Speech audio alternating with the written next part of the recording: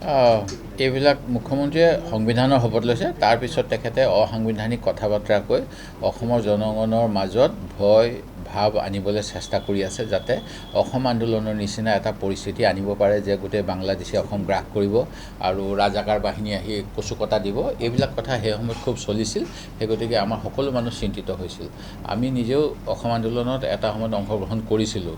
মই যেতিয়া অসম আন্দোলনৰ প্ৰথম অৱস্থাত বহিৰাগতৰ বিৰুদ্ধে হৈছিল, সেই সময়ত মই বৰ হৰফেৰে অসম জাতীয়তাবাদী যুৱ ছাত্ৰ পৰিষদৰ কিছুমান শ্লোগান দেখিছিলোঁ। মোৰ সমষ্টি শিৱসাগৰ সমষ্টিত ONGC আছে। ONGCৰ চাৰিসীমাত ডাঙৰ ডাঙৰ ৱাল থাকে। তেতিয়া তাত লিখা থাকে 80% চাকৰি আৰু কিবা কিবি, যিবিলাক আমাৰ অসমীয়া থলুৱা লোকে পাব লাগে।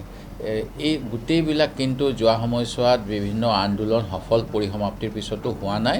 বৰঞ্চ চৰকাৰী উদ্যোগত আজি APSCত অসমীয়া ভাষা নাই।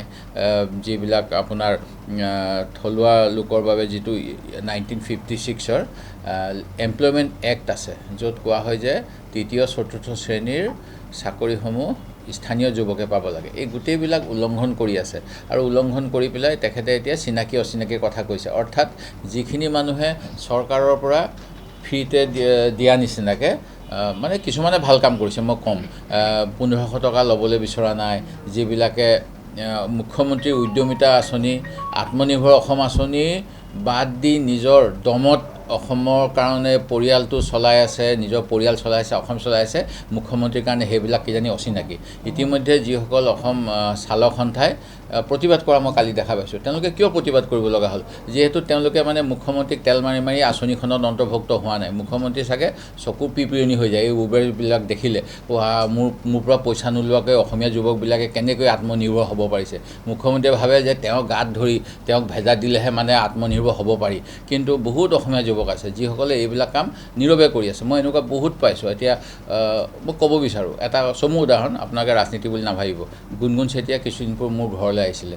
তেওঁলোকৰ খেতি কৰে। তেওঁৰ দেউতাকক 1984ত বোধ কৰোঁ কোনোবাই সন্মান দিছিলে খেতিয়কৰ, ভালখন নাই, 2004 চনত DC অফিচৰ পৰা গামোচা পিন্ধাই যেতিয়া স্বাধীনতা দিৱস বা গণৰাজ্য দিৱস হয়। তাৰপিছত মই সুধিলোঁ, দেউতা আপুনি কিবা পাইছেনে চৰকাৰীভাৱে? ইমান যে মুখ্যমন্ত্ৰীয়ে গাঁৱে গাঁৱে ট্ৰেক্টৰ দিব, কিবা দিব, ক'লে মই আৰু পোৱা নাই। সেই গতিকে মুখ্যমন্ত্ৰীৰ মনত এটা ধাৰণা হৈছে যে মই এতিয়া 50 লাখক ৰেচন কাৰ্ডৰ তলত আনিব পাৰিছোঁ, বাকীখিনিকো কিবা কিবি কৰি তেওঁৰ বহতীয়া কেনেকৈ কৰিব পাৰোঁ। আৰু সেইকাৰণে এই নতুন নতুন নেৰেটিভবিলাক উলিয়াই আছে। প্ৰকৃততে এইবিলাক তেওঁ উলিয়াব নালাগে।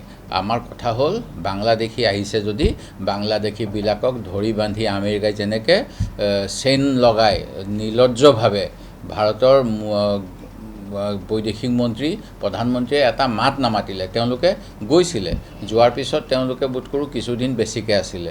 তেওঁলোকক কি অপমানিত কৰি পেলাই লৈ আহিলে। কিন্তু কলম্বিয়াৰ ৰাষ্ট্ৰপতিয়ে নিজৰ প্লেন পঠাই আনিলে। এতিয়া এই যে বাংলাদেশী বুলি কয়, যদি খেদিছে, ক'ত খেদিছে ভগৱান জানে। উৰিয়াম ঘাট বুলি কৈছে, এইফালে গোৱালপাৰা ফালে। সঁচাকৈ যদি বাংলাদেশী ধৰি বান্ধি নি পেলাই পঠাই দিয়ক বাংলাদেশলৈ। কিন্তু তাৰ নামত অপমান কৰি থাকিব নালাগে দেশীয় নাগৰিকক। আৰু এই অন্যান্য কামবিলাক কৰিব নোৱাৰাৰ বাবে তেখেতৰ বিফলতাৰতো উদাহৰণ দিব গ'লে বহুত হ'ব। কাৰণ আটাইতকৈ তেওঁ নিজে কি কৈ আছে, মই বোলে কংগ্ৰেছত থাকোঁতে দমত আছিলোঁ। আমি ভাবিছিলোঁ মুখ্যমন্ত্ৰীৰ দম থাকে। এতিয়াতো মই গম পাইছোঁ যে মুখ্যমন্ত্ৰীৰ তলৰ মন্ত্ৰীজনৰহে বেছি দম থাকে। আৰু সেই গতিকে তেওঁ তেনেকুৱা এটা কথা ক'লে যেতিয়া, মই এইটোৱে বুজিব লাগিব যে অসমত যদি ভাল কাম হৈছিল হিমন্ত বিশ্ব শৰ্মাই কৰাইছিল, যদি বেয়া কাম হৈছিল হিমন্ত বিশ্ব শৰ্মাই কৰাইছিল। এতিয়া যে বিদেশী খেদিব নোৱাৰিলে, বিদেশী অনাৰ যে 14 চনৰ এইখন আইনখন আনিলে, ইয়াৰ মূলতে তাৰমানে ডক্টৰ হিমন্ত বিশ্ব শৰ্মা ডাঙৰীয়াই জড়িত হৈ আছে, যিখনে অসমীয়াসকলক আঘাত দিয়ে। সেই গতিকে মুখ্যমন্ত্ৰী মহোদয়ে চিনাকি কৈছে। এই ক্ষেত্ৰত মই ক'ব বিচাৰোঁ যে মুখ্যমন্ত্ৰী মহোদয়ে ইয়াতো আগভাগ লৈছে। আমি এনেকুৱা এটা ঘটনা যে অসমত হয় বহিৰাগতকতো আমি খেদিব নোৱাৰোঁ, কিন্তু বহিৰাগতসকলে যদি অসমৰ ৰাজনীতিত দপদপাবলৈ বিচাৰে, এইটো অকণমান অসমীয়া মানুহৰ দুখ লগা কথা। এটা সময় আছিলে যেতিয়া আহোমৰ জনপ্ৰতিনিধি দিয়া নাছিলে। তেনেকৈ আজি অন্যান্য সোণোৱাল কছাৰী আৰু কোনোবা কৈ আছে আমাৰ প্ৰতিনিধি লাগে। এতিয়া এইখিনি সময়ত আমি যদি চাওঁ, মই ক'বলৈ বেয়া লাগে, মোৰ সতীৰ্থ হয়, তেখেতসকলক বিধানসভাত মই খুব ভালকৈ নমস্কাৰ দিওঁ, একেলগে উঠা বহা কৰোঁ, যিটো নিয়ম। কিন্তু তথাপিতো মোক ক'ব লগা হৈছে, অশোক সিংঘাল ডাঙৰীয়াক কোনে অচিনাকি মুখক পতাকা উত্তোলন কৰিবলৈ দিছে? তেখেতেতো মানে বিধানসভালৈ অহাৰ আগলৈকেতো অচিনাকিয়ে হৈ আছিলে। তেওঁলোকে কেনেকৈ ব্যৱস্থা কৰি গুৱাহাটী মানুহজন ঢেকাইলৈ নি পেলাই চিনাকি কৰাই দিছে। বাটা চোৰাং নামৰ বিজেপিৰ সভাপতিজনে সেইকাৰণেতো তেওঁক প্ৰত্যাহ্বান জনাইছে যে মই ইমান বছৰ ধৰি ইয়াত আছোঁ, মই পাব লাগে ইত্যাদি কথা। ঠিক তেনেকৈ কৌশিক ৰায় ডাঙৰীয়া, কৃষেন্দু পাল ডাঙৰীয়া, তেখেতসকলকতো নিশ্চিতভাৱে ভাৰতীয় নাগৰিক, কিন্তু তেওঁ যিটো কথা কৈ আছে যে অসমখন অচিনাকি, তেতিয়াহ'লে অসমৰ চিনাকি মানুহবিলাক কোনবিলাক হ'ব লাগে আৰু সেইবিলাকৰ পৰিৱৰ্তে কোনে এতিয়া অচিনাকি মানুহক চিনাকি কৰাই আছে, এই কথাখিনি মুখ্যমন্ত্ৰীয়ে ভাবি চাব লাগে। তেওঁ আমাক এনেকৈ ভয় খুৱাব বিচাৰিছে যে অচিনাকি মানুহে পতাকা উত্তোলন কৰিব, মুখ্যমন্ত্ৰী হৈ যাব। এইবিলাক কাৰ কাৰণে সম্ভৱ হ'ব? যদি সম্ভৱ হয় এই বিজেপি চৰকাৰৰ অসমীয়া বিৰোধী নীতিৰ বাবে, সিমানেই ক'ব বিচাৰিছোঁ। মই আমাৰ নেতা ৰাহুল গান্ধী ডাঙৰীয়াক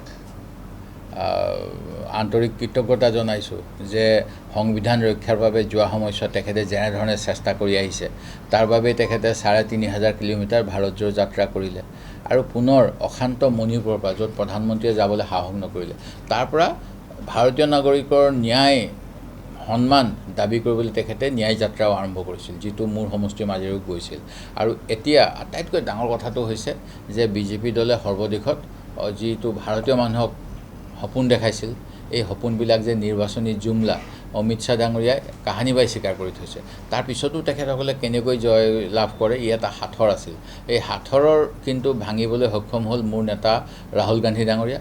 তেখেতে স্পষ্টভাৱে প্ৰমাণ কৰি দেখালে কেনেকৈ ৫৭ বছৰীয়া পিতৃৰ ৭০ বছৰীয়া পুত্ৰ জন্ম হয় এই ইলেকশ্যন কমিশ্যনৰ ভোটাৰ তালিকাত, আৰু এটা দুটা নহয়, ৫৭ বছৰীয়াজনৰ কিজানি ৮০টামান পুত্ৰ জন্ম হয়। সেইটোও আচৰিত কথা মানে। সেই গতিকে এটা অসমৰ মুখ্যমন্ত্ৰীয়ে কেনেকুৱা কথা কয় যে এছাম শ্ৰেণীক অতি উপলুঙা কৰে যে বোলে সেই ধৰ্মৰ মহিলাসকল কি মেচিন, সন্তান জন্ম দিয়া মেচিন। আজি মুখ্যমন্ত্ৰী মহোদয়ে কেনেকৈ নৰেন্দ্ৰ মোদী ডাঙৰীয়াই মানে প্ৰমাণ কৰি দেখালে যে সন্তান জন্ম দিয়া মেচিনটো ৰাম কমল দাসৰ ঘৰত আছে বা অন্যান্যসকলৰ ঘৰত আছে। আৰু কি অৱস্থা, এগৰাকী ভদ্ৰ মহিলা অকলে থাকে, তেওঁৰ ঘৰত ২০০ ভোটাৰ ওলাইছে আৰু ১ লাখ ভোটাৰ অবৈধ ওলাইছে। ৫টা প্ৰক্ৰিয়াৰে সেই গোটেই ভোটাৰখিনি আহিছে মহাদেৱপুৰা নামৰ এটা কৰ্ণাটকৰ সমষ্টিত। আৰু বিহাৰত ৬৫ লাখ মানুহক মৃত বুলি ঘোষণা কৰিলে, তাৰে কেইজনমান মৃতকে আকৌ গৈ পেলাই ৰাহুল গান্ধীৰ লগত সেইদিনাখন চাহ জলপান খালে।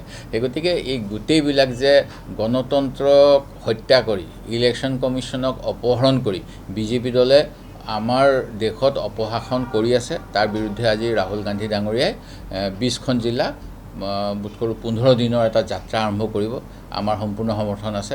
অসমতো SIR কৰিম বুলি কৈছে, ইণ্টেনচিভ ৰিভিজন। তাৰ বাবে আমি আমাৰ কৰ্মীসকলক কৈছোঁ, আমিও যাতে ইয়াত ভোট চুৰ নহয় সজাগ হওঁ।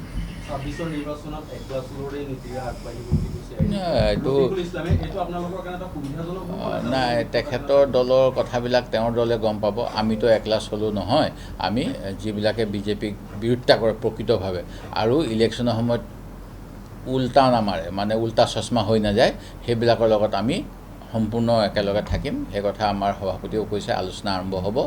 আৰু এই ২৬ চনৰ বাবে কিন্তু অকল ইলেকশ্যনৰ দিনাখন সক্ৰিয় হ'লেই নহ'ব, এতিয়াৰ পৰাই সক্ৰিয় হ'ব লাগিব বিজেপিৰ ভোট চুৰিৰ বিৰুদ্ধে।